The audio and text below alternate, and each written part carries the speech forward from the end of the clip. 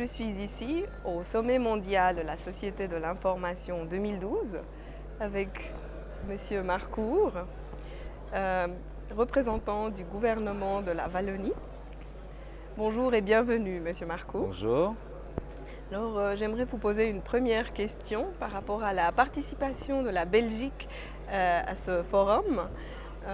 Quel est le message que la Belgique amène à ce forum et quel est le message aussi qu'elle a recueilli jusqu'ici?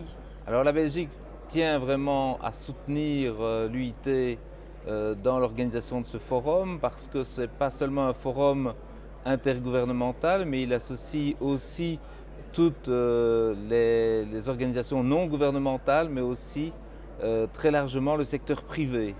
Ça, c'est le premier message. Deux, c'est que nous soutenons l'UIT aussi dans tous les objectifs, dont l'objectif 2015, surtout pour réduire la fracture numérique. Nous pensons que la société de l'information, c'est pour tous les citoyens, ça ne doit pas être réservé uniquement aux citoyens solvables. C'est aussi, et je pense, le fait de dire que nous sommes probablement dans la troisième plus grande révolution humaine. Nous avons eu l'écriture, puis nous avons eu l'imprimerie. Aujourd'hui, nous avons Internet et on sous-estime l'impact sur notre société, spécialement au moment de la globalisation de cet événement. Et la Belgique, et notamment la ville de Liège, sera hôtesse d'une expo en 2017 qui a à voir avec la société d'information.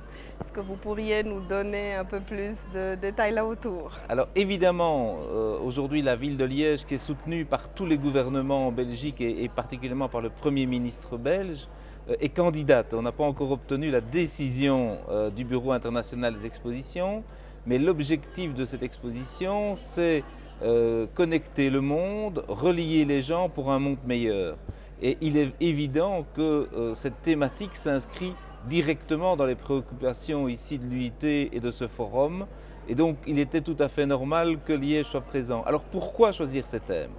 Parce que nous sommes, comme je vous l'ai dit il y a un instant, dans une révolution, et que ce soit dans le domaine de la santé, de l'éducation, de la culture, de l'environnement et du développement durable, mais aussi des transports, nous allons vivre des modifications tout à fait fondamentales.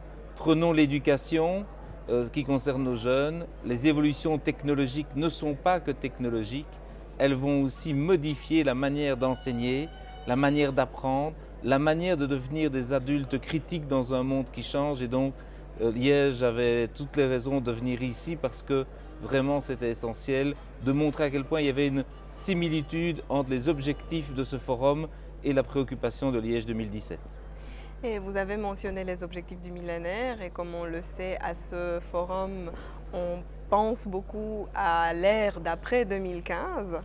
Alors la Belgique, ou la Wallonie, est-ce qu'il y a déjà pensé en termes de stratégie pour après 2015? Ah tout à fait, et j'ai déposé un plan au gouvernement de la Wallonie qui s'appelle Creative Wallonia et qui a un chapitre très important sur la société de l'information et les technologies de l'information et de la communication.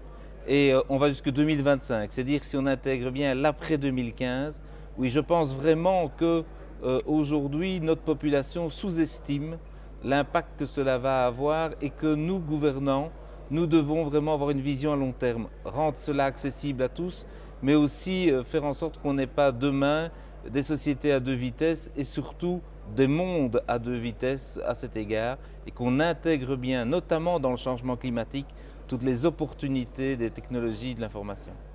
Monsieur Jean-Claude Marcourt, merci. Merci à vous.